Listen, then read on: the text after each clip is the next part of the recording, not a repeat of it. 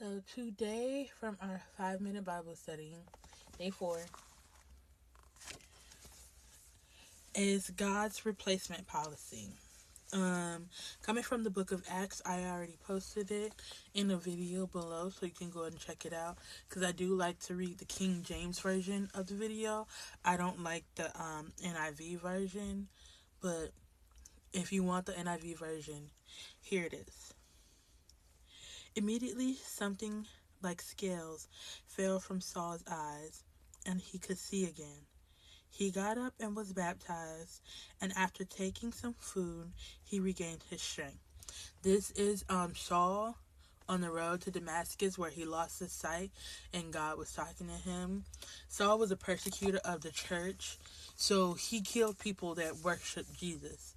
He would kill you or harm you or your family or loved ones for mentioning the name of Jesus Christ. So people were afraid of him. People were afraid of Saul. That was his name before he turned into Paul. God made him a new creature in Christ, but that's what this story was about in Acts chapter 9, verses 1 through 31. And Ananias was told by God to go find Saul.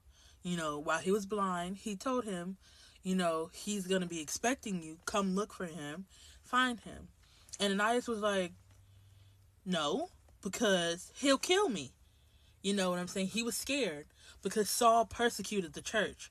He killed Christians and thought that he was doing a good thing. He thought he was doing a service.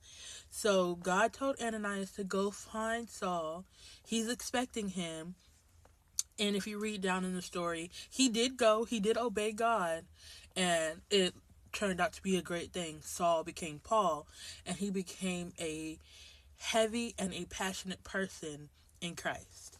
So it says, understand, have you ever walked through a season where you felt you had scales on your eyes and couldn't see clearly? How did you make it through? If you've walked through seasons of rebellion, what finally drew you back to God? Are you motivated more by fear or by love?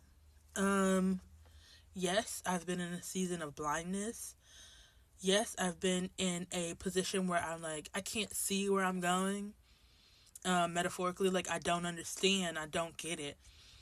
I feel like I'm going in circles. I feel like I'm just going round and round and round. How did I do it? Prayer and talking. Listening mostly. Having an ear to hear what the elders were saying around. I don't know everything, so it's always good to listen to the people that have been through it before me. If you're walking through seasons of rebellion, what finally drew you back to God? I don't want to go to hell. I don't want to die, and I don't want to burn for eternity. I want God to be happy with me. I want him to... He already loves me, but I want him to be proud of me. I want him to see a child that he's proud of. I want to go to heaven. I want to see my grandma. I want to see my grandpa again. I want to see the people that were here before me. Like, that's what I want to see.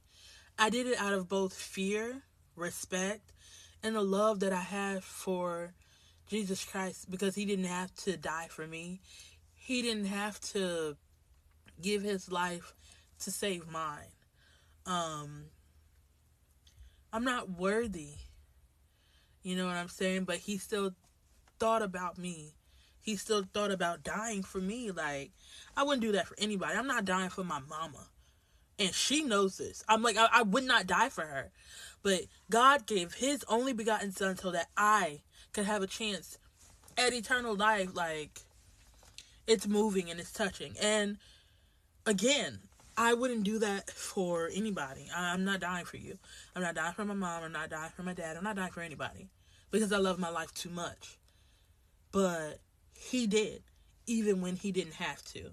So I did it out of love and a fear of being a disappointment and a fear of going to hell. Because hell is real. Saul was simply walking down the road, minding his own business, when God interrupted his life and brought lasting change. Maybe you've been there too. Maybe you lived your life on your own way according to your own terms, not caring what anyone else thought. Then God ripped the scales from your eyes and gave you brand new vision to see things as He does. That's amazing. If you ever experience a radical transformation like that, then you can surely relate to Saul's journey. Out with the Lord's old and in with the Lord's new. God has a great replacement policy. He wants to take your old broken life, the one riddled with worries, cares, and woes, and replace it with a new whole one. He wants to point you in the right direction and win your heart. What an amazing and loving God He is. And truly, He is an amazing God. So our prayer, Lord, thank you for your transformative power. I'm so grateful you've intervened in my life and given me a second chance. I choose to live my life for you forever. Amen. 5 minutes of Bible study. It's been about 5 minutes. Take some time to read His Word today. You won't regret it. Love y'all.